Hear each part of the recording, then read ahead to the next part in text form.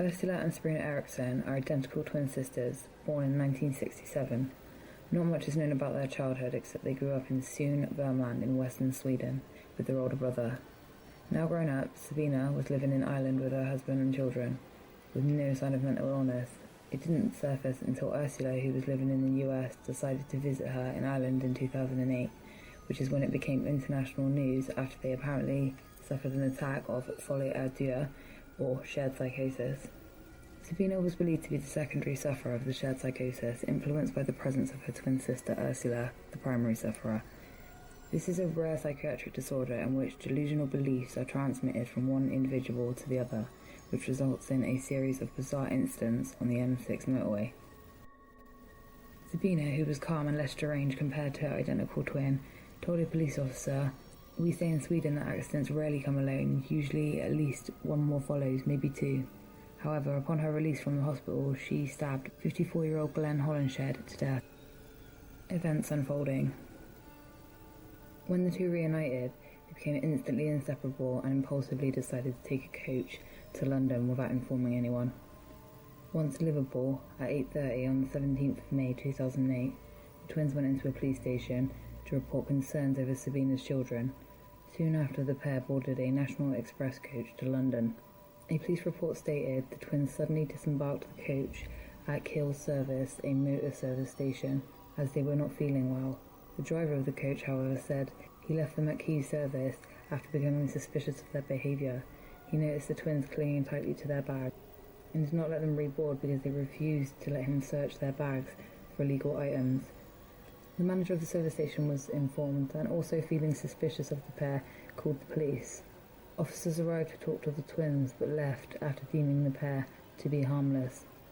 A little time after that, Sabina and Ursula began to walk down the central reservation of the M6 motorway before attempting to cross the motorway, causing chaos in the traffic and picking up minor injuries in their attempt. Their older brother claimed in Swedish newspapers that his sisters were fleeing from maniacs who were chasing them. As seen on closed-circuit television cameras, the police arrived to investigate and the paramedics were on scene to treat the women. Along with the police came a small television crew who happened to be filming motorway cops. Standing on the hard shoulder of the motorway, the police spoke to the twins, when without warning, Ursula ran into the side of an oncoming 40-ton articulated lorry, travelling at around 56 miles per hour. Sabina then followed her into the road and was hit by a Volkswagen Polo travelling at a high speed. Both survived. Ursula was immobilised as the lorry had crushed her legs. Sabina spent 15 minutes unconscious. The pair were treated by paramedics. However, both women resisted medical aid, fighting and screaming at the paramedics and the police officers. Sabina shouted, "The girl has stole my organs!" And Ursula told the policeman restraining her, "I recognise you. I know you're not real." Sabina got to her feet, whereupon a police officer attempted to persuade her to stay on the ground and receive medical attention. Sabina instead struck the officer and crossed the central reservation again, running into traffic on the other side of the motorway. Emergency workers and several members of the public caught up with her, restraining her and carrying her to an awaiting ambulance, at which point she was sedated. Ursula was taken to the hospital where she stayed for weeks. Sabina woke up and was taken into custody by police. She exhibited normal behaviour, talking to the officers fine, but she did not seem concerned with the whereabouts or well-being of her sister Ursula. She pleaded guilty to the charges of trespassing and was released from prison. At 7 o'clock, two local men spotted Sabina whilst walking a dog on Church Street in Fenton.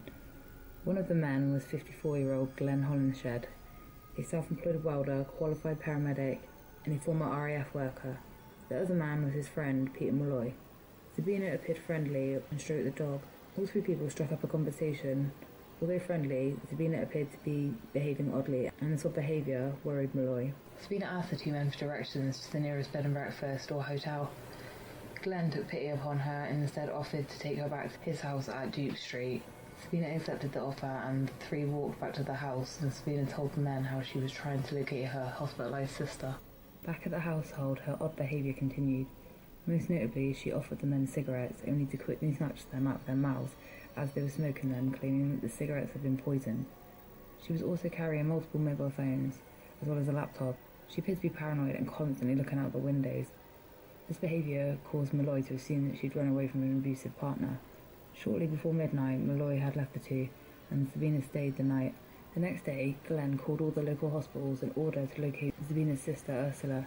At 9:40, Glenn came outside of the house to ask his neighbour Frank Booth for tea bags. After receiving the tea bags, he returned inside. 1 minute after returning inside, he staggered back out to his neighbour and told him, "She stabbed me," before collapsing to the ground. Sabina stabbed him 5 times with a kitchen knife. Glenn Holinshed died from his injuries. Sabina fled the premises, and the neighbour dialed 999. Sabina ran out of the house with a hammer, periodically hitting herself over the head with it. A passing motorist, Joshua Grattage, saw this extraordinary behaviour, decided to tackle her in an attempt to take control of the hammer. Whilst wrestling with Grattage, Sabina took a roof towel out of her pocket and struck him over the back of the head with it, stunning him temporarily. By this time, the paramedics had found her and gave chase. The pursuit was ended at Heron Cross when Sabina jumped off a 12-metre, 40-foot high bridge onto the A50. Having broken bones in the fall, she was taken to a hospital. On the 6th of June 2008, she was arrested while recovering at University Hospital of North Staffordshire and was later discharged from hospital on the 11th of December, at which point she was charged with murder. Gary Holinshed, brother of the man killed by Sabina, was critical of the justice system, which he viewed as enabling Sabina to kill his brother. "We don't hold her responsible, the same as we wouldn't hold a rabid dog responsible for biting someone. She is ill and at a large degree not responsible for her actions, but her mental disorder should have been diagnosed much earlier. I do question the criminal justice system for allowing somebody like this to be let out when she is capable of committing such a crime.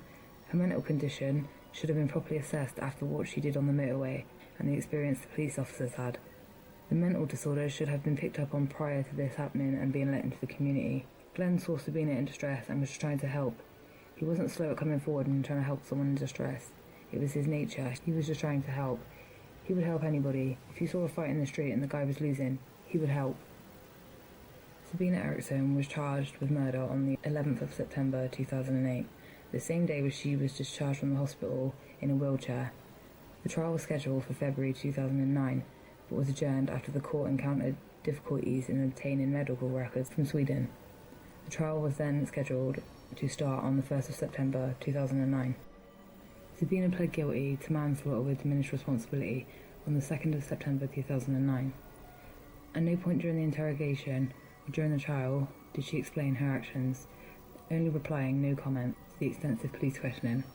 Both the prosecution and the defence claimed that Sabina was insane at the time of the killing, although she was sane at the time of the trial.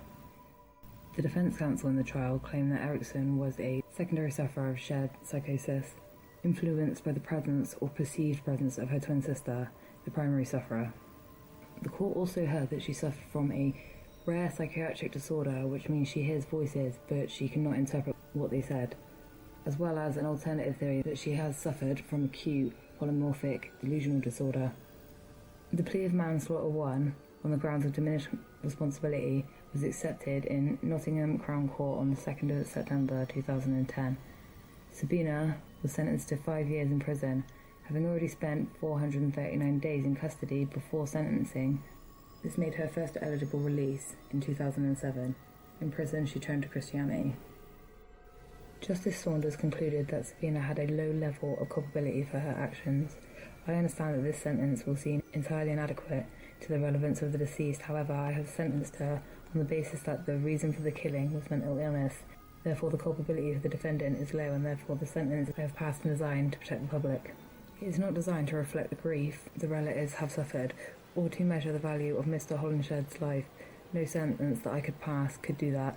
It is a sentence which I hope fairly measures a truly tragic event. Justice Saunders also added that Sabina was suffering from a delusion which she believed to be true, and they dictated her behaviour. It is not one of those cases where the defendant could have done something to avoid the onset aftermath. Many questions were left unanswered, and the Detective Superintendent Dave Garrett stated that the reason for these two events may never truly be known or understood, but the taking of Glenn's life was a violent and senseless act. Some called for an investigation into the way the criminal justice system handles matters, including Peter Molloy and the MP for Mouth Rupert Furlow. I made this video about the Eriksson twins because I found their case fascinating. The first time I saw one of the clips of them on the motorway, I thought they were off their nut on PCP or something. For it to turn out to be a crazy rare mental disorder, madness shared by two, The beginning of this story was insane, and it only escalated from there on, from thrills to kills to attempted suicides, and all because they wanted a little bit of sisterly catch-up time. Like I said, I found this case interesting, and I had to make a video about it. It's truly amazing what our minds are capable of doing to us without us even being aware of it. What do you think of this crazy story and this video? Please let me know in comments, or like, share, or subscribe. Thanks.